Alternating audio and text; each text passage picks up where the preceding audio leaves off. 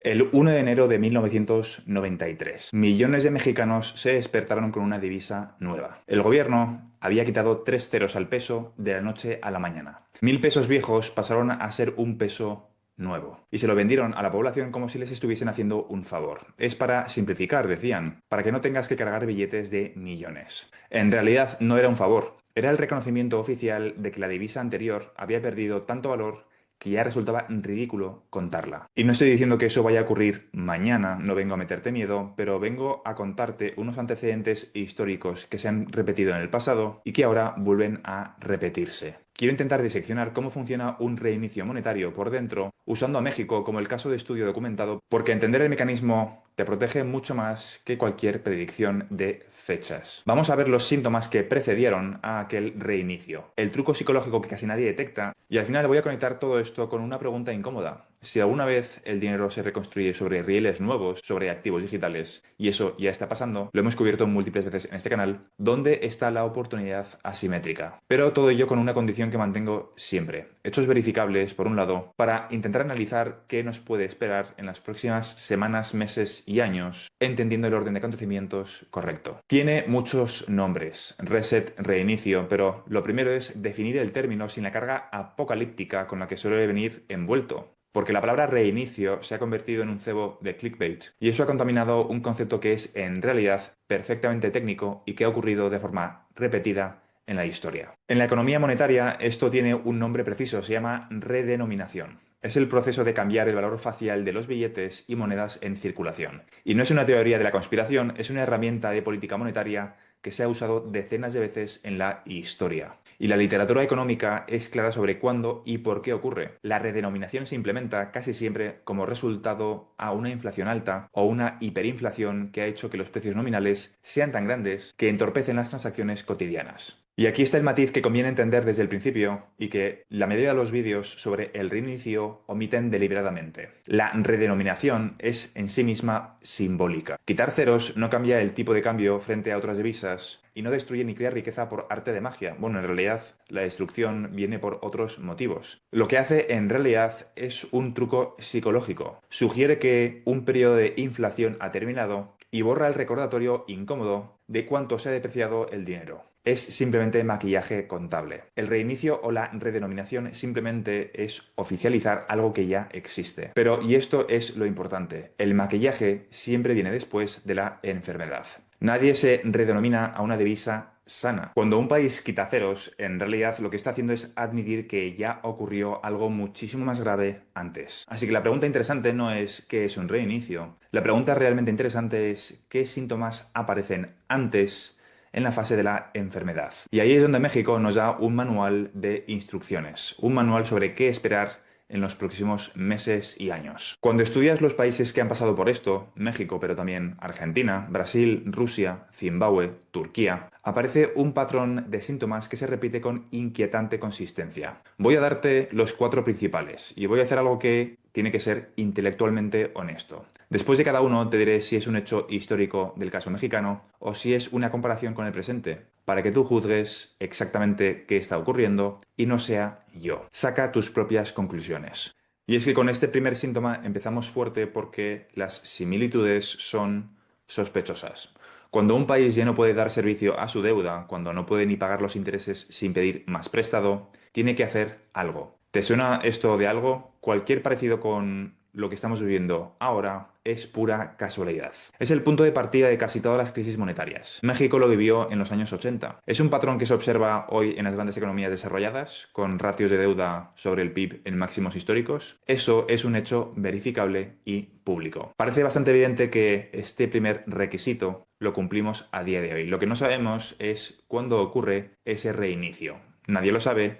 Me encantaría poder dar una fecha, pero no es realista. Ahora vamos con el síntoma número 2, los desequilibrios comerciales. Un país que importa mucho más de lo que exporta, de forma sostenida, está en el lado negativo de la balanza. Acumula obligaciones con el exterior. No es fatal por sí solo. Estados Unidos lleva décadas con déficit comercial y sigue en pie gracias al estatus del dólar como divisa de reserva. pero combinado con los otros síntomas suma mucha presión. Sin duda, Estados Unidos ya se encuentra en ese escenario desde hace décadas. Vamos con el tercer síntoma, los aranceles. Aquí hay una observación contraintuitiva que merece atención. Cuando un gobierno empieza a imponer aranceles agresivos, hay una lectura que va más allá de la política comercial. Los aranceles se pagan directamente al tesoro público, no pasan por el ciudadano y no van a programas X, son un ingreso directo y rápido para las arcas de Estado. Históricamente, el recurso intensivo a los aranceles ha sido, entre otras cosas, un síntoma de necesidad de ingresos, de falta de dinero. ¿Qué gobierno lleva meses implementando una guerra de aranceles? Estados Unidos. Desde luego, las similitudes y los paralelismos son muy llamativos. Y vamos con el cuarto síntoma, la inflación que se vuelve persistente. No la inflación puntual, me refiero a la que se instala y empieza a acelerar. Y aquí hay un dato técnico que todo el mundo debería conocer. El índice de precios de consumo, el CPI, en su versión subyacente que tanto citan los bancos centrales, excluye a día de hoy tanto los alimentos y la energía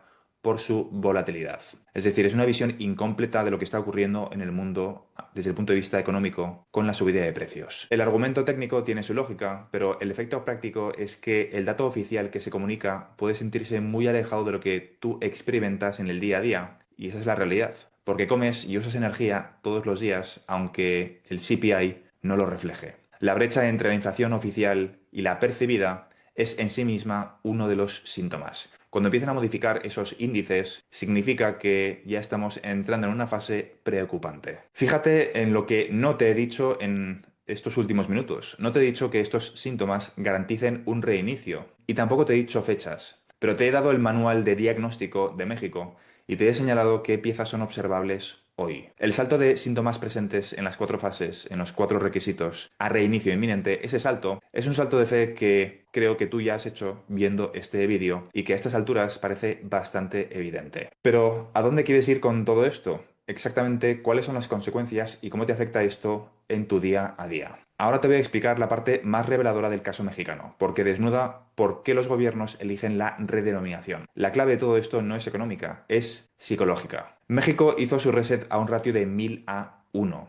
3 ceros eliminados de la noche a la mañana. ¿Por qué un número tan grande? Aquí está el truco y presta atención porque es brillante en su perversidad. Imagínate un café que antes del reinicio económico costaba 1000 pesos viejos. Tras el reset cuesta 1 peso nuevo, te dicen. ¿Ves? Es más simple, es más cómodo. Pero la inflación que causó todo el problema no se ha curado. Sigue existiendo. Recuerda, la redenominación es solo maquillaje, así que ese café seguirá subiendo. Y aquí está la magia psicológica. Si el café hubiera seguido en pesos viejos, lo verías pasar de 1000 a 2000 a 3000 pesos a 4000 y esos saltos de 1000 en 1000 te alarman, te ponen a la defensiva. Dios mío, ha subido otros 1000 pesos. Tu cerebro registra el shock. Pero en esos pesos nuevos, ese mismo café pasa de 1 a 2 pesos, de 2 a 3 y piensas, bueno, ha subido solamente 1 peso. No es tanto. El cerebro humano no procesa bien los porcentajes, procesa los números absolutos. Y pasar de 1 a 3 te parece trivial, aunque sea exactamente el mismo triplicarse que pasar de 1000 a 3000. Si algo pasa de 1000 a 3000 te parece muchísimo más caro que pase de 1 a 3.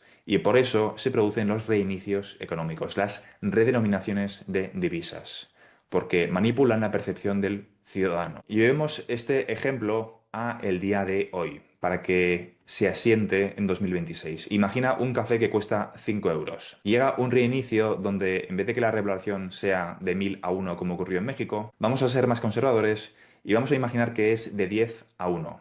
El día del reinicio, ese café pasa a valer 50 céntimos. Te parece incluso barato. Te parece genial, te parece buena idea, pero 4 semanas después vale 75 céntimos. Recuerda, el reinicio económico no cura el problema, simplemente mata el síntoma. La inflación continúa. Otras 4 semanas después ya vale 1 euro. Y otras 4 semanas después vale 1,5 euros. Y tú piensas, bueno, antes pagaba 5, ahora pago 1,5. Es bastante barato. Pero no, ha pasado de 50 céntimos a 1,5 en cuestión de meses, en 3 meses. Se ha triplicado. En la escala vieja, eso sería como ir de 5 a 15 euros. Pero no has pensado en eso en ningún momento mientras te ponía ese ejemplo. La redenominación no detuvo la inflación, no la detiene, no es la solución. Solo cambia la escala para que no veas venir el shock. Por eso México eligió un ratio tan grande, Cuanto más grande sea el ratio, más pequeños los números nuevos y más difícil para tu cerebro detectar la sangría económica, la pérdida de tu poder adquisitivo. Y el golpe final, el que de verdad importa. Cuando un reset convierte tus 100.000 euros en el banco en 10.000 euros en el banco, esos 10.000 euros no te compran lo que te compraban antes los 100.000 euros. El problema de fondo es la pérdida de poder adquisitivo. Nunca se resolvió de forma completa. Solo se reetiquetó. La cuenta bancaria muestra un número más pequeño y la vida cuesta proporcionalmente lo mismo o más. El reinicio no es una solución. Es la factura presentada con otra tipografía. Y aquí te quiero dar un pequeño apunte que te debo para que reflexiones sobre lo que ya hemos vivido en Europa. Europa vivió su propio reinicio económico de facto en el año 2000-2002, con la transición al euro. Nadie lo llamó un reinicio económico, pero fue un reinicio económico de libro. Cada país convirtió su divisa a una tasa fija. Y aunque fue ordenado y por motivos de integración, muchos ciudadanos recuerdan perfectamente la sensación de que los precios se redondearon hacia arriba en la conversión. El mecanismo psicológico de la escala nueva no es exclusivo de economías en crisis, y Europa es el mejor ejemplo de ello. Ahora bien, más allá del reinicio, hay un debate más amplio sobre señales que históricamente han precedido a recesiones y crisis de liquidez, que en los términos en los que estamos a día de hoy parece que son casi simultáneos. Voy a presentártelos con una advertencia importante y en mayúsculas. Estos son patrones históricos, no una bola de cristal, pero cuando la historia rima, no se repite con exactitud, y es tu trabajo sacar tus propias conclusiones. Yo te presento los antecedentes históricos, los hechos que se han repetido en el pasado, y tú mismo vas a llegar muy rápido a ciertas conclusiones. La historia rima, no se repite con exactitud, y cualquiera que te ponga una fecha, cosa que me encantaría poder hacer, no está siendo honesto, aunque yo mismo intento adivinar cuáles son las fechas exactas de este proceso. Y alguna fecha te voy a lanzar de forma orientativa, basándonos, repito, en lo que ha ocurrido en el pasado. Dicho esto, las señales que la literatura financiera asocia con finales de ciclo son varias. Un pico en el precio del petróleo ha precedido históricamente a varias recesiones. ¿Te suena esto de algo? ¿Qué ha ocurrido en Hormuz? La curva de tipos invertida, cuando la deuda a corto paga más que la de largo, ha sido uno de los indicadores más fiables de recesión en Estados Unidos. Y curiosamente, lo que algunos analistas vigilan no es solo la inversión, sino su desinversión brusca, el momento en el que vuelve a empinarse. También se habla de la capitulación basada en el precio, del factor tiempo y de un patrón concreto con la política monetaria que merece explicarse. El patrón de los recortes de tipos es el más citado. La observación histórica es la siguiente. Cuando un banco central empieza a recortar tipos tras un ciclo de subidas, la recesión no suele llegar de inmediato, sino con retraso. Y esto lo vimos en el año 2000. La crisis llegó unos 6 a 9 meses después de ese giro. Y de nuevo en el año 2007. Un patrón temporal similar precedido a la gran crisis financiera. Quienes siguen este marco observan que los recortes de tipo de este ciclo comenzaron en el año 2026. Y si aplicas mecánicamente ese desfase histórico, y subrayo mecánicamente, porque la historia no está obligada a obedecer, el patrón sugeriría que debes estar en un modo de vigilancia absoluta en este entorno actual. Y con el IPO de las últimas semanas, quizá estemos cerca del pico. Insisto, fíjate en el encuadre, porque es donde se enmarca qué es lo que puede ocurrir en los próximos trimestres. Yo no sé cuándo va a ocurrir, te estoy diciendo lo que ha ocurrido en el pasado. Y todo parece indicar que no estamos demasiado lejos de esa corrección, de esa recesión, como ha ocurrido históricamente siempre que se cumplían esos patrones. Te estoy diciendo que esos patrones existen, que han precedido a eventos pasados y que un inversor prudente los conoce y los vigila sin convertirlos en certezas, porque es muy difícil dar fechas exactas. Así que para ordenar todo esto en un marco simple de 3 estadios que se observa en los procesos de degradación monetaria a lo largo de la historia, vamos a resumirlo en los siguientes 3. El estadio 1 es el problema de la deuda. Demasiada deuda que no se puede servir con normalidad. Ese es el detonante. Y no hace falta ser un lince para entender que a día de hoy nos encontramos en ese escenario. El estadio 2, el envilecimiento de la divisa y una inflación muy alta. Currency debasement. El Estado es incapaz de pagar de otro modo. Recurre a crear dinero y el poder adquisitivo se erosiona. Aquí es donde, en los casos extremos, llega la hiperinflación y tras ella el reinicio. Pero claro, como se han excluido la comida y la energía del CPI en Estados Unidos, realmente no puedes saber con certeza si estamos en los inicios de una hiperinflación o no. El estadio 3 es la inestabilidad social, cuando la erosión es severa, cosa que todavía no ha ocurrido de una forma prolongada y de una forma severa. Las tensiones sociales escalan. ¿Dónde estamos nosotros en las grandes economías desarrolladas? Pues siendo rigurosos y sobrios, hay señales observables del 1, ese es bastante evidente, niveles de deuda muy elevados y episodios de inflación por encima del objetivo que algunos asocian al inicio del estadio 2. No estamos en técnicamente hiperinflación, pero ya empiezan a manipular los índices para que la población no pueda seguir de cerca qué está ocurriendo con tu poder adquisitivo. Las economías desarrolladas no están técnicamente en situaciones como la de Venezuela ni como la de México, la de los 80, pero lo honesto es decir que algunos síntomas tempranos son observables y que merecen vigilancia. Quizá no pánico, pero estar preparado nunca hace daño, porque parece que este ciclo no es una excepción si entiendes el proceso que nos ha tocado vivir. Y aquí es donde llego a la idea que de verdad me interesa, la que conecta todo este vídeo con todo lo que hacemos en este canal. El mercado de utilidad de XRP. Porque la conversación habitual sobre el reinicio termina siempre en el mismo sitio. Compra oro físico, cosa que yo hago y hago siempre de forma habitual. Intento explicar la oportunidad también del oro en este contexto de inestabilidad geopolítica. No me malinterpretes, el oro tiene su papel histórico como reserva de valor neutral. No lo niego y creo que vamos hacia un sistema financiero donde el oro va a jugar un papel importantísimo. Pero lo importante o lo que me gustaría señalar es algo que casi nadie está mirando. En todos los reinicios del pasado, el dinero se reconstruía sobre los mismos rieles, billetes nuevos, cuentas bancarias nuevas, la misma fontanería analógica. Pero el próximo capítulo de la historia monetaria, y esto no es especulación, esto está ocurriendo y si me sigues lo he documentado infinidad de veces, es que el dinero se está moviendo a rieles digitales sobre tecnologías de contabilidad distribuida, monedas estables reguladas, divisas digitales del Banco Central, CBDCs, activos tokenizados. Los bancos centrales y las grandes instituciones están construyendo ahora mismo la infraestructura sobre la que se moverá el dinero de la próxima generación. Y aquí es donde está la oportunidad asimétrica que quiero que peses, que valores, pero formulada con cuidado. Si el dinero del futuro se va a mover sobre rieles digitales nuevos, independientemente de si hay o no un reinicio económico, entonces la pregunta de inversión interesante no es solo ¿qué reserva de valor protege mi poder adquisitivo?, donde la respuesta obvia es el oro, sino también quién construye y quién posee los rieles por donde van a circular todos esos activos digitales, ese nuevo dinero. Esa nueva masa monetaria. Porque históricamente, en cada transición monetaria, quienes se posicionan en la infraestructura del nuevo sistema, no solo en el activo refugio viejo, en este caso el oro, fueron quienes capturaron el mayor valor. El oro te protege de la transición, pero los rieles del nuevo sistema son donde está la asimetría. Mucho que ganar si aciertas la infraestructura ganadora. Y una pérdida acotada si no. Esa es una apuesta asimétrica en el sentido estricto del término. Ya sabes cuál creo que va a ser el riel principal ganador. XRP, pero no va a ser el único. También se encuentra XLM, XDC, HBAR, SHX. Lo he cubierto infinidad de veces en mi canal. Y cada uno va a cumplir una función diferente, complementaria, en este nuevo sistema financiero. Pero lo que quiero hacer hoy en este vídeo es darte la visión macro. Esta transición monetaria es evidente que ha comenzado. Y no te quedes simplemente con el valor refugio, el oro. Mira la infraestructura. Ahí es donde históricamente ha estado la mayor asimetría. La parte más importante de todos los activos digitales o de la oportunidad de esa inversión asimétrica está en los rieles de pago. Hay muchísimas oportunidades, pero la parte de liquidación es, sin duda, la parte más grande, porque las cañerías de ese sistema financiero tienen que ser muy anchas. Y si hay un activo que ha destacado por encima de los demás, en ese sentido, es XRP gracias a Ripple, a sus más de 75 licencias a nivel internacional, donde ya empieza a sacar una ventaja importantísima a sus competidores con ese stack tecnológico tan completo. Moneda estable, activo digital propio, DEX integrado encima de XRPL,